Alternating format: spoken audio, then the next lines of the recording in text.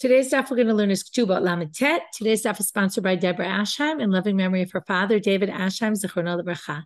He left us too young, but he left a lasting and loving legacy, including a love of Yiddishkeit and Torah.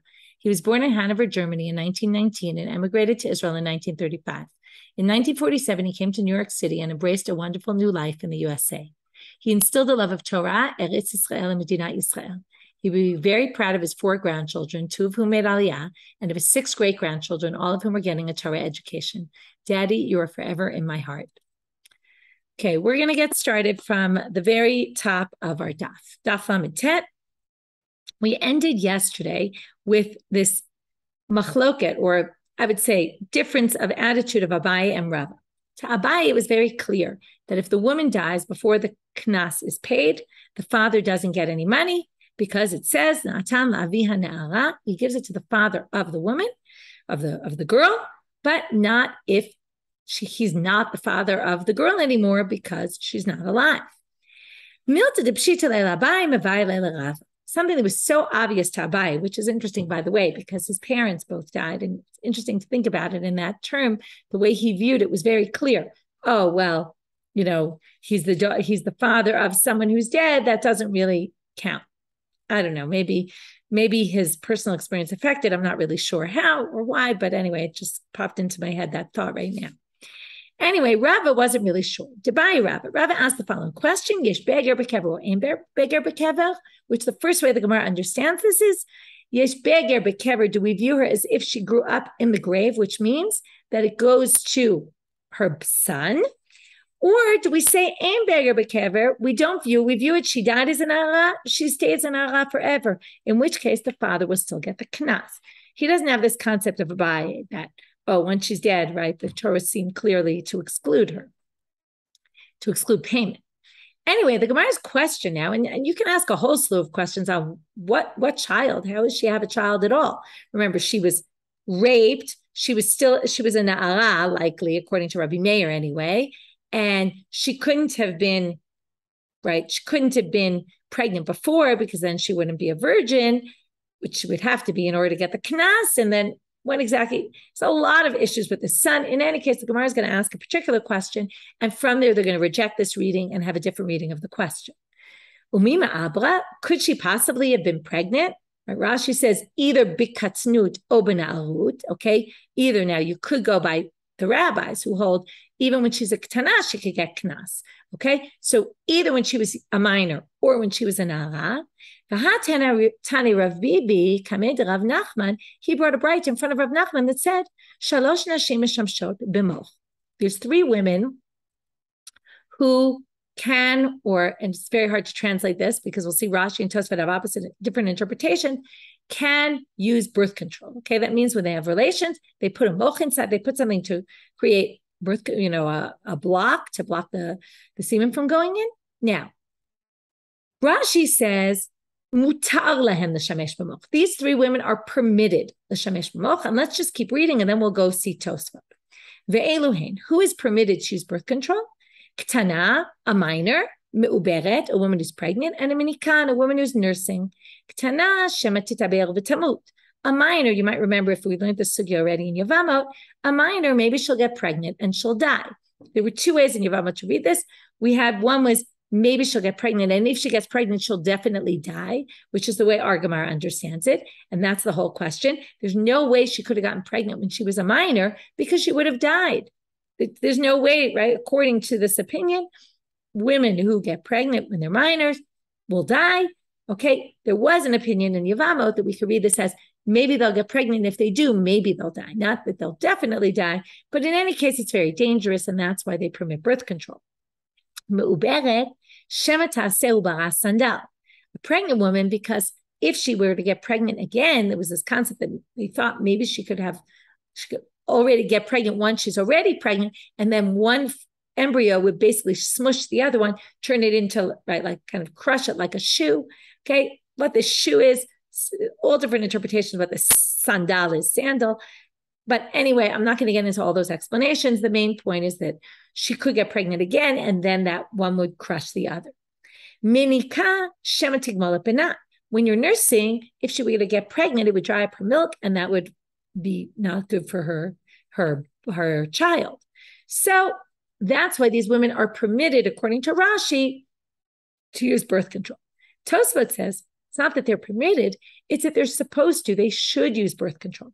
And then Tosfot says, if you look in the fourth line of Rabbeinu, and then Tosfot, first Tosfot on the page, Mafarish Rabbeinu Tam, Mishamshot means Srichot L'Shamesh B'moch.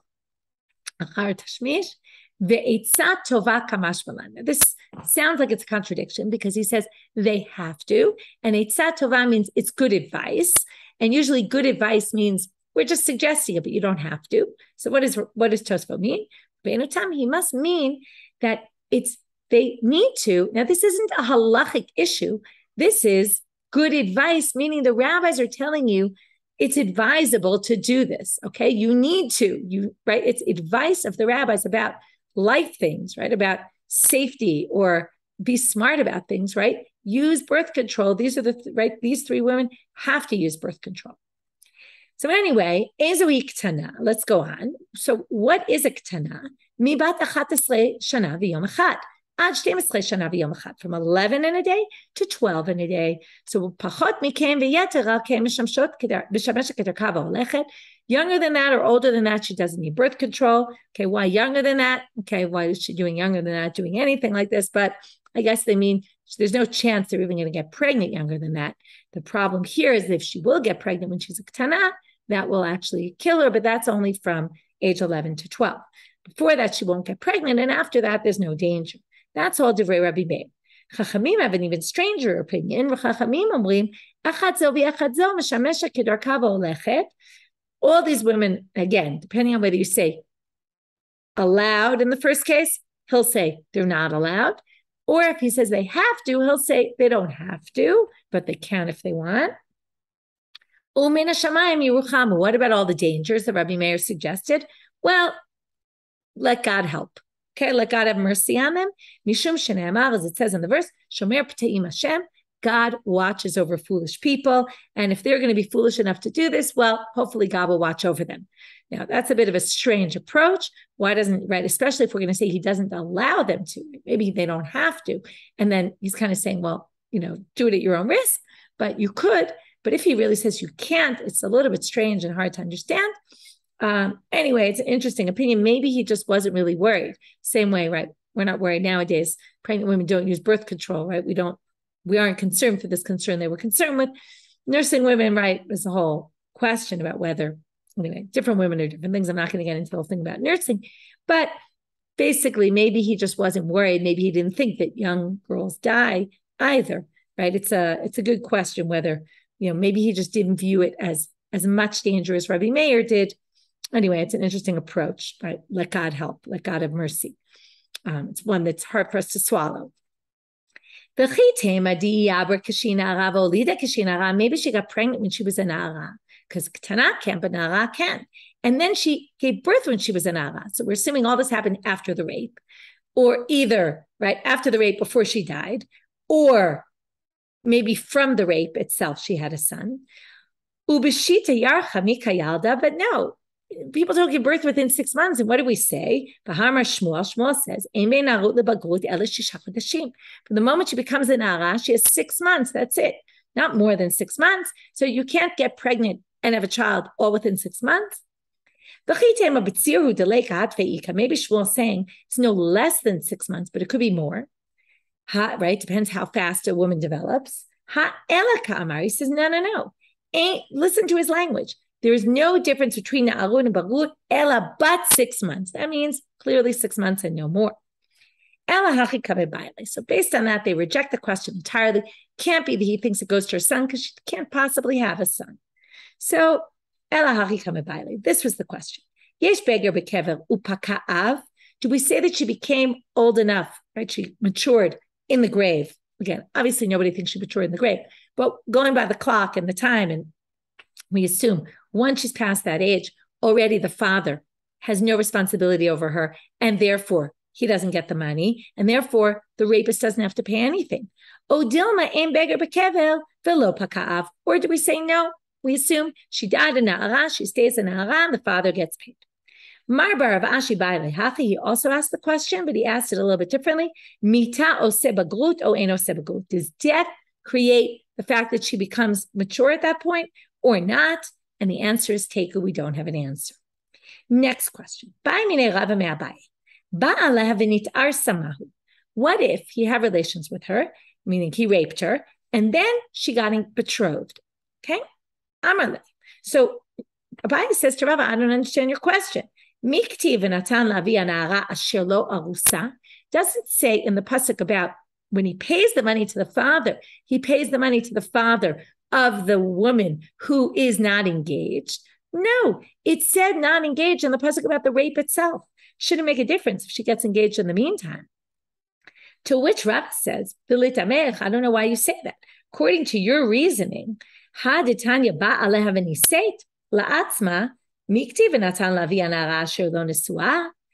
Braita says that if he raped her and then she got married, then she gets the money herself.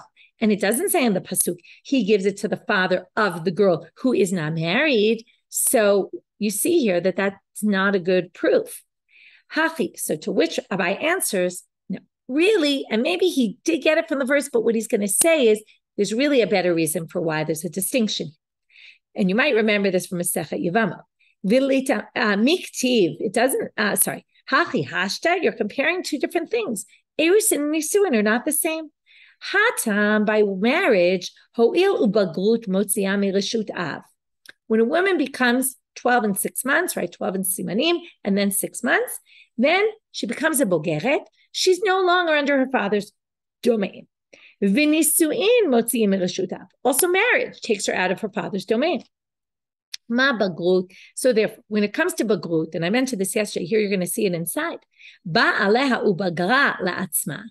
If he raped her and then she was in A'ara, and then by the time he paid, she was already a bogeret, a mature adult, then, right, again, which is 12 and 6 months, let's say, right, 12 simanim in 6 months, then she gets the money. So likewise, af nisuim, ba'alev nisei la'atzma. These are time periods, either bagrut or marriage, where she leaves her father's domain. But she doesn't entirely leave her father's domain. She's somewhat in the middle, in between her father and her husband. And how do we know this? Hatnan, it says in the Mishnah. So this in Yevamot, and we'll see it in Nedarim. They both have the opportunity to annul her vows, both her father and her husband to be her fiance. And that basically means that the father still has her in his domain somewhat, which is why the rapist will pay the father, even if she is betrothed. New Mishnah. Now we're going to compare ones and mefate. Okay, we talked about these two things, right? The mefate psukim are in Shmot Kaf Bet, and the rape psukim are in Dvarim Kaf Bet. And now we're going to compare them. Hamefate noten shloshat dvarim. He pays 3 things. Ha'ones arba'ah. Rapist pays 4. Hamefate noten boshet gam uknas. Right? We've been talking a lot about this chamishim kesef. That's the knas. That's the fine. But in addition to the fine, he has things he has to pay her. The embarrassment he caused her, and the pgam, and it's hard to define this word pgam. I'm going to wait till we get to the Gemara when the Gemara discusses it. We'll have to wait a little bit. It's not going to be in today's daf just yet. Mosiv aleha ones shenotenet hatza'ah. He also pays for the pain he caused her. Ma bein ones lemefate. What's the difference? What are the differences between a rapist and one who seduces? Remember, the seducer, the woman is willing. Okay, she goes into it willing, whereas the rapist, he does it against her will. So we already know one difference, and they're going to review the one difference that we just mentioned, and then we're going to list more. So the first line is just review. The rapist has to pay for the pain he causes her, but the seducer does not. The ones pays her father the 50 kasef, at the 50 shkalim, immediately. The mefate, when he sounds like when he divorces her, we're going to have to talk about what this really means. Gemara is going to ask. Okay, the next line is you're going to cringe when you hear it. I'll warn you. Okay, again, a lot of things in these sugyot are difficult to swallow. Again, the terminology they use isn't always pleasant, certainly not the way we would use it in modern days. Okay, the rapist drinks from his plant, I guess is the way you would define it. But But the mifateh, the seducer, if he wants to divorce her, he can. Okay, we're going to see later where we get this from. But right now it means that the ones has to stay married to her. He has to marry her, has to drink from his atzitz. So he basically has no choice in the matter. And this appears in the Psukim. It says, V'lo ti'elisha, he has to marry her. Tachat asher because he afflicted her. Lo yuchal shachak kol yamav. Not only does he have to marry her, he can't divorce her. So now this is where you're going to cringe even more. Ketzad shoteh b'atzitzo. How do we see this? Well, afilu hi chigeret, afilu hi suma, afilu hi mukat shchin. Even if she has a, I think chigeret is she's lame. Even if she's blind, even if she has boils on her body, right? These are begamim, they call them a mum, right? There's some blemish about her. He has no choice. This is obviously discouraging a man from raping a woman, basically saying you're going to be stuck with her. So think many times before you do this, right? This is not a one-time act, but there's serious ramifications. The only exceptions to the rule are if she's a forbidden relative of his, or she's one of the people who's not allowed to marry within the community, like mamzerim, nitinim, etc. Then he can't marry her. Has to be isha ru'ya, and the woman he's allowed to marry. So the Gemara's first question is tsar demai. What's the pain that he causes her? It's going to be an interesting discussion. It's that he threw her onto the ground, and that was painful for her that he threw her on the ground.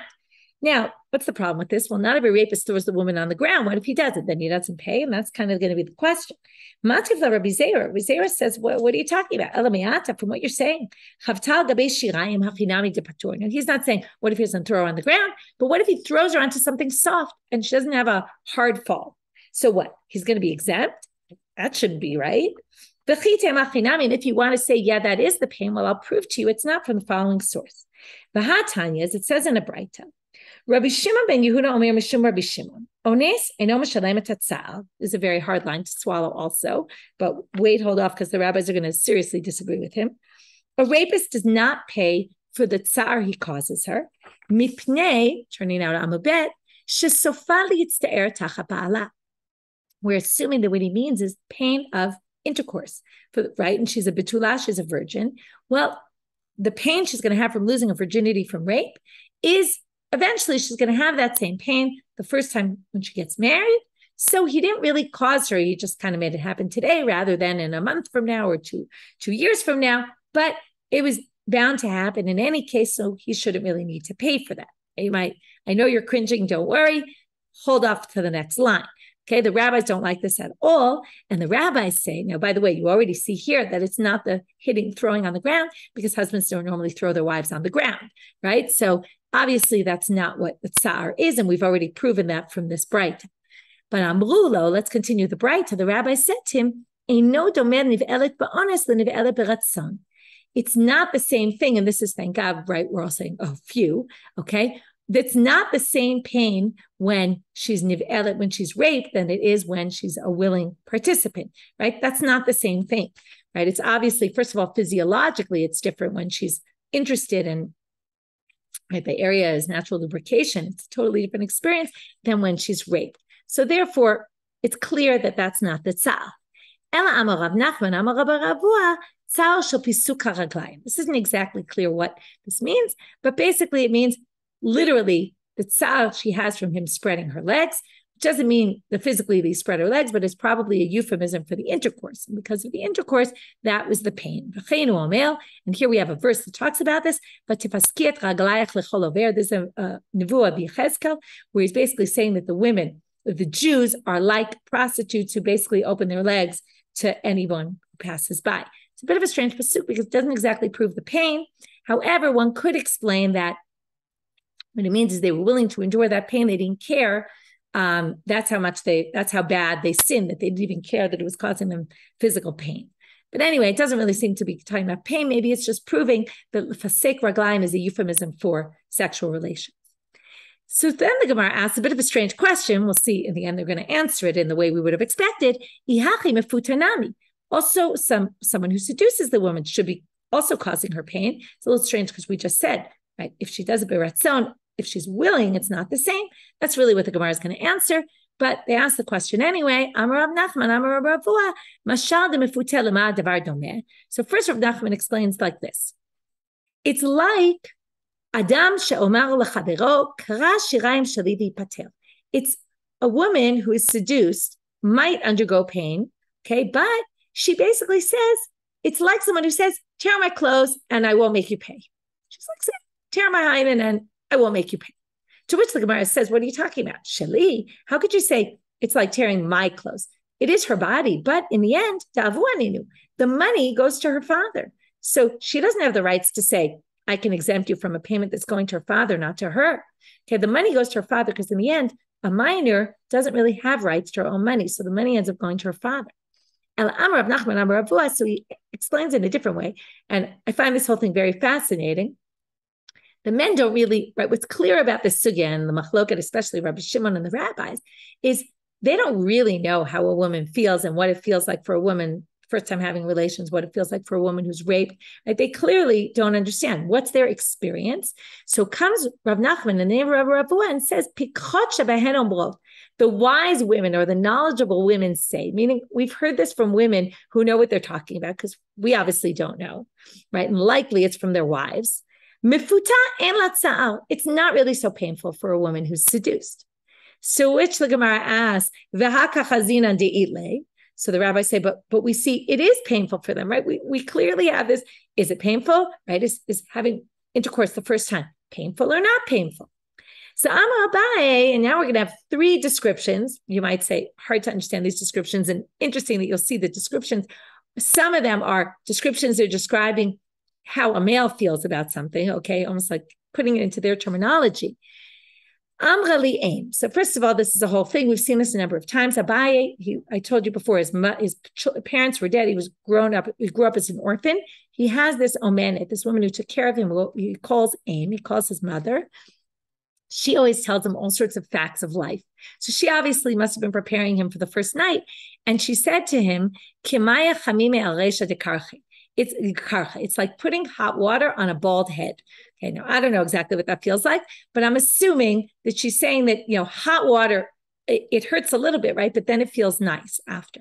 And all these descriptions are kind of describing something like that. Rava Amar, Amrli bat Rav Chisda, he says, the daughter of Rav Chisda, who's his wife, said to me, it's ki rivda de kusilta. It's like the needle that they would use to let the blood. So bloodletting was something they did for health reasons. In the end, right, it hurts for a second, but then it's a relief when they let the blood. Rav Papa Amar, Amrli bat Abba Sura'a, who is also his wife, kinama akusha bechinche. It's like bread that's hard to chew, but in the end, you kind of enjoy eating the bread. So it's hard to chew in the beginning, but it ends up being pleasurable after.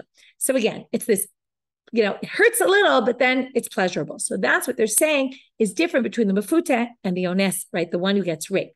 The one who gets raped, it's a different experience entirely. Now we're moving on to the next topic. So first the Gemara says, they haven't even got married yet. What do you mean when he divorces her? So what it means is if he decides not to marry her. Tomorrow we'll see, or in two dapim actually, where we see that he actually is allowed to decide not to marry her. The rapist, it says he has to marry her. The mefuteh, the seducer, he's allowed to decide he doesn't want to marry her. So if he doesn't marry her, then he has to pay her the money of the knas. Tanya Namihach, he has a right to support this reading. Even though he pays the knas only if he doesn't marry her, the boshet and begam he has to give immediately. Obviously, if he marries her, the 200 zuz basically goes to the ketubot. It's not like he doesn't have to pay it. It's just he doesn't pay it right away. But the boshet and begam he has to pay immediately. Right, the embarrassment and the begam, which again we'll explain later. Both the onus and the mefateh, either she or the father can decide they don't want to go through with this.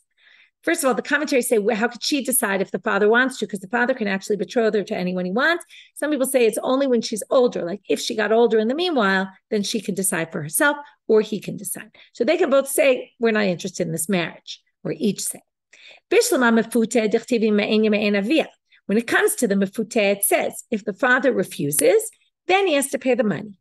But that only talks about the father. And what about her? She herself. Talmud lomar yima'en mikomako. Because it says ma'en yima'en, a double language, it shows she can refuse. Ela ones bishlama'i k'tiv v'lo tieh midata. When it comes to the rapist, it's actually clear that she has to agree because it says she becomes his wife. Now, when you marry someone, the woman always has the right to say, I'm not interested. So it must be with her willingness. Ela avia minalam. And how do we know that the father can? So Amar Abaye shelo yeh choten iskal. Abaye says, we're not going to give a reward to this rapist. Now, what's the reward? The reward is that let's say the father doesn't want to marry her. Now, let's forget he's a rapist, a regular case. If the father doesn't want to betroth the daughter, he's allowed to say, no way, no how, I'm not betrothing her to this person. And he can end the possibility of having a marriage there. But, right, a betrothal. But when it comes to the rapist, if we don't allow the father to nix it, then we're actually making the rapist better. He's getting a better deal than a regular person because he can marry the woman even against the father's approval. So therefore, he says it must be that the father can disapprove and basically negate the possibility of them marrying. Rava gives a different answer, and then we'll say, why didn't Abaye say like Rava? Why didn't Rava say about like Abaye? Rava amar kavachomer. It's a simple kavachomer argument. Ma mifatesh lo avar el al da'at avia bilvad ben hi ben avia cholim la'akev. The mefuteh only went against the father. He did something less bad than the rapist because the woman agreed. And yet, she or the father can end it as we saw in the psukim. So, ones, sha'avar al-dat avia ve'al-dat, that's not the rapist who went against her and the father, lo kol sheken. It's obviously worse, all the more so the father should be able to say, I don't want my daughter marrying this man. So Rava lo amar ka'Abaye, why didn't he hold like Abaye? We didn't see this guy's getting a better deal than a regular guy because he actually has to pay 200 zuz for this woman, right? The 50 kasef. So of course he's not getting a better deal. So therefore he doesn't think that just because he can marry her against the father's will, he still has to pay a lot of money. You wouldn't view it like that. Abaye, again, lo yeh choten iskar is like a disincentive. Well, there's already a big disincentive for rape because you have to pay all that money.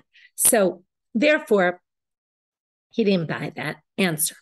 Abaye lo amar kerava because mefate di'iu matzi ma'akev avianami matzi ma'akev. The mefute, he himself can decide he doesn't want to marry her. And that's why maybe the father also can decide he doesn't want to let his daughter marry the mefate. But ones di'iu lo ma'atzi ma'akev. But in the rape case, he himself, the rapist, doesn't have an opt-out clause. So maybe also, even though it's not really logical, but maybe also maybe also the father doesn't. In other words, this is more limited. There's more likelihood that we're going to make them go ahead with the marriage from his side. So maybe also from the father's side. Maybe the father can't nix it. That's why they each gave a different reason. In the end, they both agree that the father can decide not to. She can't marry. The question is, where did they get it from? Tani Idach, another bright. Even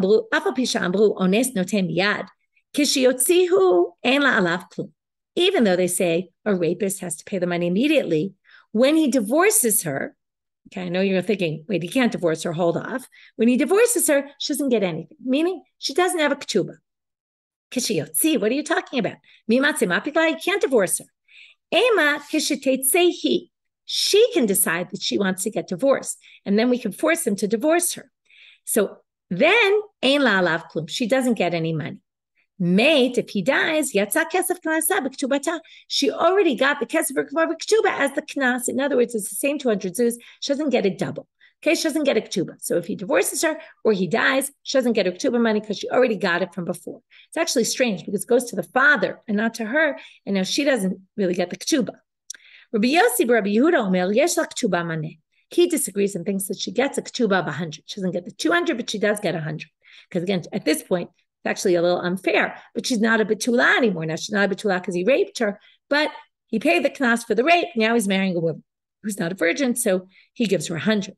What's the root of the machloket? And with that, we'll finish for today.